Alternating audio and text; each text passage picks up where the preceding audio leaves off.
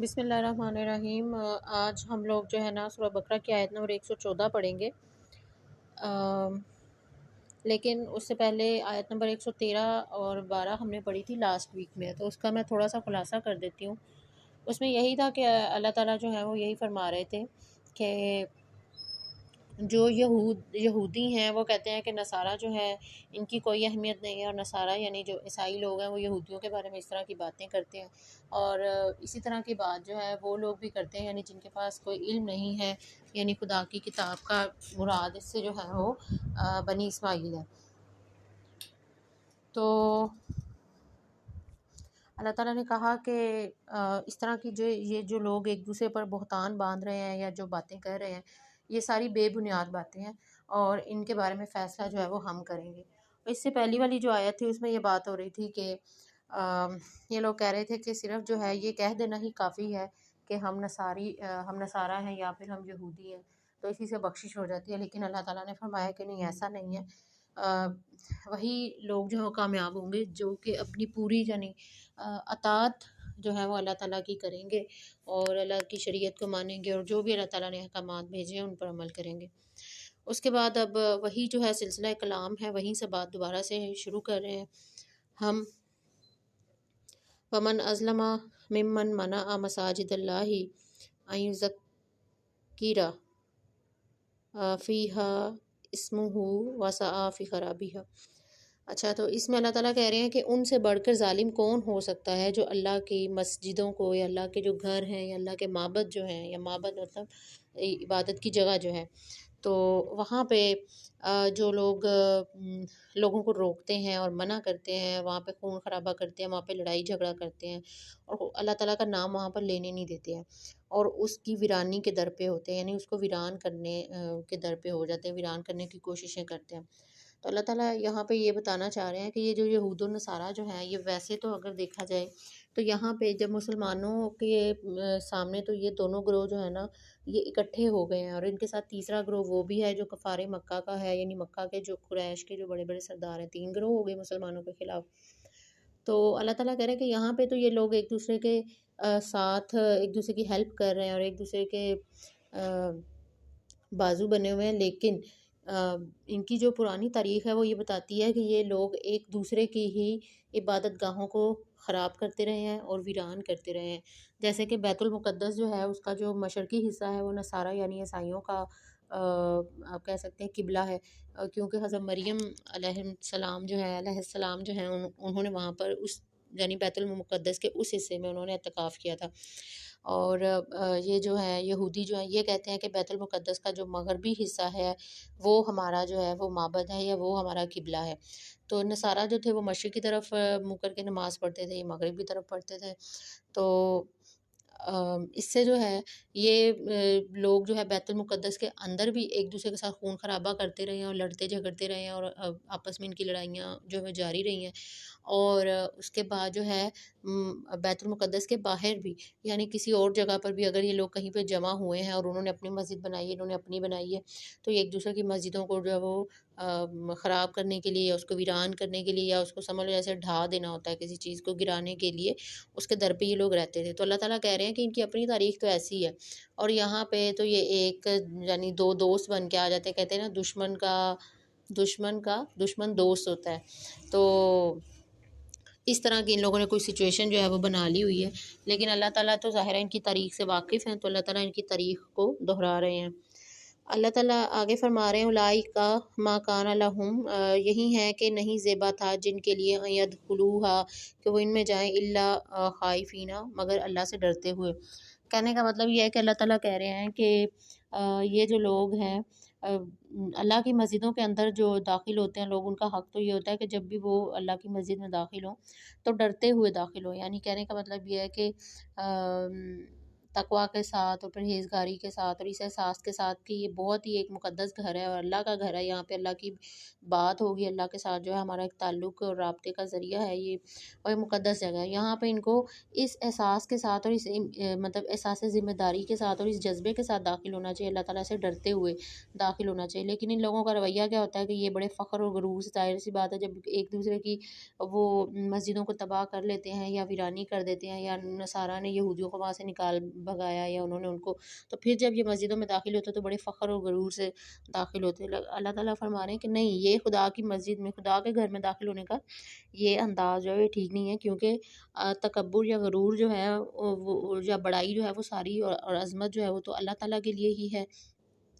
تو یہ ان کو زیبا نہیں دیتا، یہ ان کا کرنے کا کام نہیں ہے۔ تو یہاں پہ بھی اللہ تعالیٰ ایک طرح سے ان کو ڈانٹ پلا رہے ہیں یا ان کو جھڑک رہے ہیں، یا ان کی جو پرانی تاریخ تھی اس کو سامنے لے کر آ رہے ہیں۔ ہم نے اس تاریخ کو تو وہ تو قرآن میں جو آ رہی ہے اس کو دیکھ ہی رہے ہیں، لیکن اصل میں ہم نے یہ دیکھنا ہے کہ یہ تاریخ بتائی کیوں جا رہی ہے۔ یہ مسلمانوں کے ساتھ اصل میں یہ بات ساری مسلمانوں کو سنائی جا رہی ہے کہ یہ ایسے ایسے لوگ ہیں، ان کو یہ نہ سمجھو کہ یہ حقیقی کوئی دوست ہیں، بلکہ یہ ایک دوسرے کے، ان کی جو پیچھے کی جو داستان ہے نا، پیچھے سے ایک دوسرے کے دشمن چلے ہوئے آ رہے ہیں، یہ یہاں پہ صرف ان کو کوئی فائدہ نظر آ رہا ہے، کیونکہ اگر یہ آپ کے لائے ہوئے یہ دین کو مان لیتے ہیں تو ظاہر ہے ان کی بہت زیادہ یعنی مفادات جو ہیں وہ ان پر جو ہے وہ ضرب لگے گی، اور یہ ان کو جو ہے منظور نہیں ہے۔ تو اللہ تعالیٰ کہہ رہے ہیں کہ یہ صرف ایک وقتی دوست ہیں، یہ ہمیشہ کے دوست نہیں ہیں۔ ان کی پرانی تاریخ بھی یہی سب کہہ رہی ہے، اور یہ انہوں نے اپنی تاریخ کو جو چھپایا ہوا ہے نا، یہ تو ظاہر ہے اب وہ اپنا تو نہیں بتائیں گے نا کہ ہم ایسے تھے، اب بظاہر تو یہ دکھا رہے ہیں کہ ہم بڑے بیسٹ فرینڈز ہیں، تو اللہ تعالیٰ کھول کھول کے پھر بتا رہے ہیں۔ تو جب وہ لوگ یہ اس طرح کی آیات سنتے تھے تو پھر وہ ہکا بکا ہو جاتے تھے کہ بھئی یہ کیا، ہم نے جس چیز کو چھپایا ہوا ہے تو یہ اس کو، یہ کتاب تو ایسی کتاب ہے کہ اس سب کو واضح کر رہی ہے۔ تو قرآن کے جو تدبر میں یا قرآن فہمی میں یا قرآن کو سمجھنے کے جو اصول بہت سارے میں نے بتائے ہیں، ساتھ ساتھ بتاتی رہتی ہوں ان میں، جیسے کہ ایک بات یہ کہ ہم نے یہ دیکھنا ہوتا ہے کہ اس آیت کا مخاطب کون ہے، آیت میں بات کس سے کی جا رہی ہے، پھر یہ دیکھنا ہوتا ہے کہ یہ جو احکامات ہیں کیا یہ ہمیشہ کے لیے دیے گئے ہیں یا صرف اس وقت کے لوگوں کے لیے دیے گئے ہیں۔ اس میں ایک اور چیز بھی بہت امپورٹنٹ ہے کہ ہم نے صرف یہ نہیں دیکھنا ہوتا کہ کوئی قصہ بتایا گیا ہے یا اس کی چیزوں پر غور نہیں کرنا ہوتا، بلکہ یہ دیکھنا ہوتا ہے کہ قصہ بتایا کیوں گیا ہے۔ جیسے ایک کلاس ٹیچر جو ہوتا ہے وہ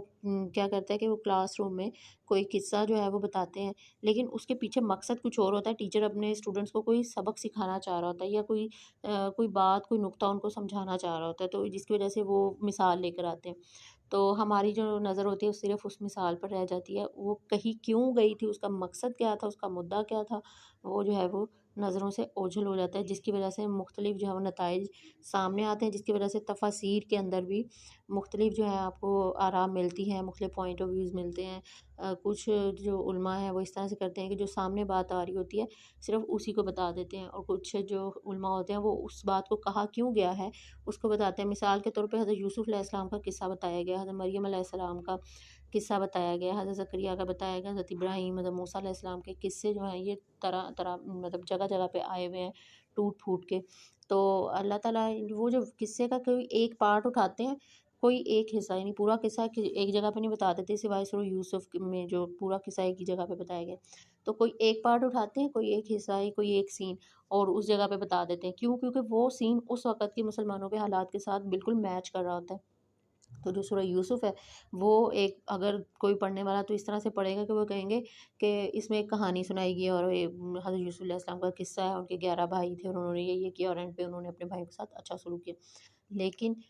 اس سے بھی بڑھ کے جب آگے بڑھیں گے کوئی مفسر تو وہ یہ دیکھیں گے کہ یہ قصہ بتایا کیوں گیا ہے، حضور کو یہ قصہ کیوں سنایا جا رہا ہے، کہ آپ کو ہم سناتے ہیں قصہ جو سب سے اچھا قصہ ہے، قصوں میں سب سے اچھا بہترین قصہ ہے، اور پھر پوری بات بتائی ہے، اور پھر وہ کس طرح سے بتایا۔ حضور کو یہ بتایا جا رہا ہے کہ اصل میں ان کے بھائیوں نے بھی ان کے ساتھ یہی سب کیا تھا، ان کے ساتھ وہ حسد میں مبتلا تھے، لیکن آخر کار اللہ تعالیٰ کی جو پلاننگ تھی وہ ہو کر رہی تھی۔ اس طرح آپ کے جو بھائی ہیں یعنی قریش جو ہیں یا مکہ کے جو لوگ ہیں یہ آپ کو اتنا ستا رہے ہیں تو آپ پریشان نہیں ہوں، اللہ تعالیٰ نے جو اپنی پلاننگ کی ہوئی ہے وہ ہو کر رہے گی۔ جیسے کہ ان کے بھائیوں کو یہ لگ رہا تھا کہ جو پلاننگ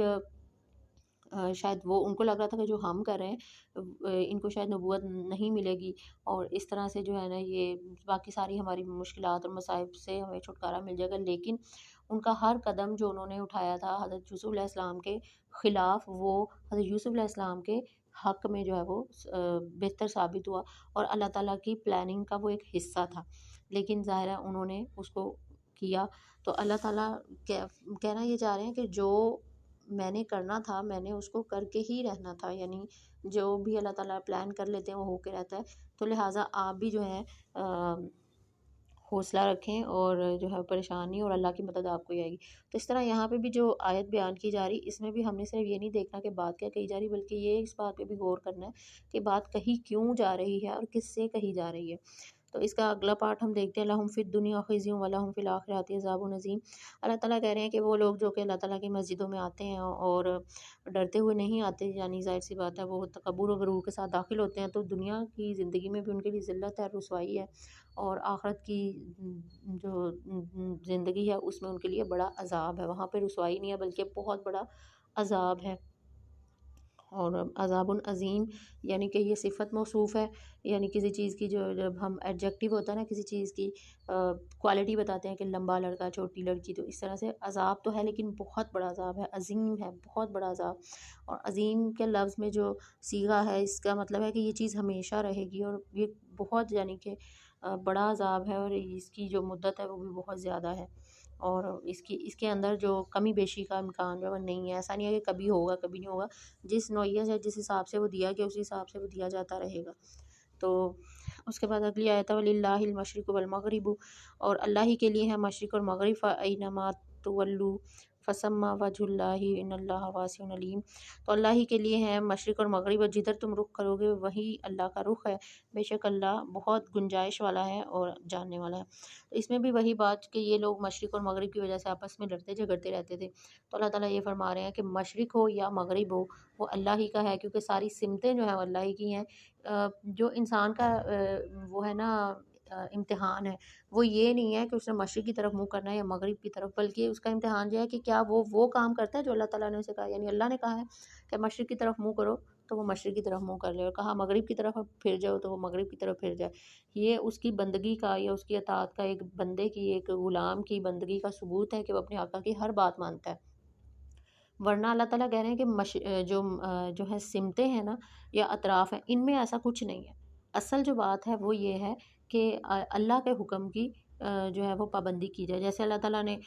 فرشتوں سے کہا کہ حضرت آدم علیہ السلام کو سجدہ کریں، تو وہ تعظیم کا سجدہ تھا، ٹھیک ہے، یہ نہیں تھا، حقیقی معبود نہیں بنایا گیا تھا، تو لیکن اللہ تعالیٰ نے وقتی طور پہ کہا کہ یہ کام کرو تو فرشتوں نے کر دیا، اور شیطان نے جو ہے وہ انکار کر دیا، ابلیس نے۔ تو اور اس نے یہ کہا، ابلیس نے کہا کہ آپ نے جو مجھے بات کہی نا وہ بات بنتی نہیں ہے، آپ نے مجھے غلط بات کہہ دی ہے کہ میں آگ سے بنا ہوں، یہ مٹی کا بنا ہوں، میں اس کو کیوں تو اللہ تعالیٰ نے کہا کہ جب میں نے تمہیں حکم دیا تو تم نے کیوں انکار کیا، یعنی بات یہ نہیں ہے کہ تمہیں کہا کیا گیا، بات یہ ہے کہ جس نے کہا ہے اس کی بات کی کتنی امپورٹنس ہے۔ بات یہ ہے کہ جو کہنے والا ہے اس کی بات کی بھی ایک امپورٹنس ہوتی ہے نا۔ ایک بات ہے وہ ایک بہن کہہ رہی ہے کہ یہ کام کر لو، اور وہی بات وہی کام ایک امی جان آ کے کہہ دیں گی کہ یہ کام کرو، وہی کام اگر ابو جان آ کے کہہ دیں گے کہ یہ کام کرنا ہے، لازمی کرنا ہے، تو کہنے والے کی بات میں ایک وزن ہوتا ہے۔ تو اللہ تعالیٰ کہہ رہے ہیں کہ میں تمہارا خالق ہوں، جب میں نے تمہیں یہ کہا ہے کہ تم نے یہ کرنا ہے، اس کا مطلب ہے تم نے کرنا ہے۔ مشرق یا مغرب کا جھگڑا جو ہے ان لوگوں کے درمیان پرانا ہے اور یہ چلتا ہوا آ رہا ہے، اور یہ لوگ ایسے ہیں کہ ان کا جو دماغ ہے نا وہ صرف اس بات پہ رہتا ہے کہ ہم نے مشرق کی طرف منہ کرنا ہے یا مغرب کی طرف، جبکہ ان کا دماغ اس بات کی طرف ہونا چاہیے کہ اللہ تعالیٰ نے ہمیں جو کہا ہے کیا ہم وہ پورا کر رہے ہیں۔ یعنی ایک اگر قوم کو یہ کہا گیا کہ مشرق کی طرف رخ کرو تو مشرق کی طرف ہو جائے، دوسری کو کہا گیا کہ مغرب کی طرف، تو انہیں وہاں ہو جانا چاہیے، اور ایک دوسرے کی عبادت گاہوں کو تباہ کرنے کے در پہ نہیں ہونا چاہیے۔ اگر ان آیات سے ہم جو ہے وہ اصول نکالیں یا پھر ہم اپنے لیے رہنمائی کے اصول نکالیں، تو بھی یہی ہے کہ بجائے اس کے کہ ایسی چیزوں کے پیچھے انسان پڑ جائے جو کہ ہمیں کم فائدہ دیتی ہیں یا جن کا فائدہ نہ ہونے کے برابر ہوتا ہے، تو اس حکم کی جو اصل روح ہوتی ہے، جو اس کی ایسنس ہوتی ہے، جو اس کا اصل ہوتا ہے، وہ بات کہی کیوں گئی ہے، جیسے ابھی میں نے اس میں تھوڑا سا بتانے کی کوشش بھی کی تھی کہ بات کہی کیوں گئی ہے، یہ جاننا زیادہ ضروری ہوتا ہے۔ اور جو کہ ہم دیکھتے نہیں ہیں بلکہ جو کہا جا رہا ہوتا ہے صرف اسی پہ ہماری جو ہے وہ بات ختم ہو جاتی ہے، ہماری ختم ہو جاتی ہے، یا علماء بھی مختلف طرح سے انٹرپریٹ کرتے ہیں چیزوں کو۔ تو یہ ہے کہ جو احکامات اللہ کی طرف سے دیے جاتے ہیں، مثال کے طور پہ کوئی کہے کہ فجر کی 2 رکعتیں ہی یعنی 2 فرض ہی کیوں فرض کیے گئے ہیں، کوئی یہ سوال کر لے، تو اللہ تعالیٰ اسے یہ کہیں گے کہ تمہیں یہ سوال کرنے کا حق نہیں ہے. کیوں؟ کیونکہ فرض میں نے کی ہے، میں تمہارا خدا ہوں، میں نے کہا ہے 2 پڑھو تو 2 ہی پڑھنی ہے، میں نے کہا ہے کہ مغرب کی طرف منہ کرنا ہے تو مغرب کی طرف ہی منہ کرنا ہے. البتہ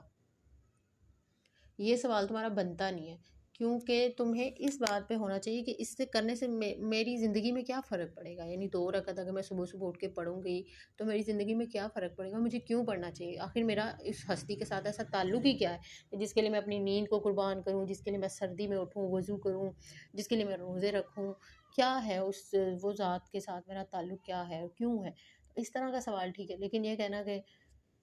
2 ہی کیوں ہیں، 4 کیوں نہیں ہیں، یا ظہر میں 4 ہیں 8 کیوں نہیں ہیں، تو اس طرح کے سوال جو ہے وہ نہیں بنتے. تو ہمیں بھی اس سے رہنمائی کے یہ اصول ملتے ہیں کہ ہم لوگوں کو جو کام کہا گیا اور جس وجہ سے کہا گیا، جو اس کا مقصد ہے، یعنی نماز کا مقصد کیا ہے، روزے کا مقصد کیا ہے، اس پہ بات کرنی چاہیے. یہ کہنا کہ رمضان میں کیوں فرض کیے گئے، اللہ تعالیٰ نے تو ویسے اس کی وجہ بتائی ہے کہ قرآن مجید جو ہے رمضان میں نازل ہوا ہے، تو ہم نے اسی میں فرض کیے ہیں تاکہ مسلمانوں کو پھر ایک عید کا تحفہ بھی ملتا ہے، ایک دن وہ خوشی بھی مناتے ہیں. تو لیکن اس طرح کے سوالات کرنا کہ کیوں ایسا ہی کیوں کیا گیا، خاص کر عبادات کے بارے میں، تو وہ جو ہے نا پھر اسی طرح کی بات ہو جاتی ہے جس طرح انہوں نے کہا کہ صرف مشرق کا مطلب مشرق کی طرف، مغرب کا مطلب مغرب کی طرف، چاہے ہم آپس میں لڑیں جھگڑیں، ہم اپنے دین کی روح کو خراب کریں، ہم ایک دوسرے کا خون ریزی کریں، کچھ بھی کریں، بس ہمیں جو ہے نا اس سمت کی خاطر لڑنا ہے اور جھگڑنا ہے. اس طرح کی چیزیں جو ہیں وہ ہمارے دین میں بالکل ممنوع ہیں. یہ ہمارا آج کا لیکچر تھا،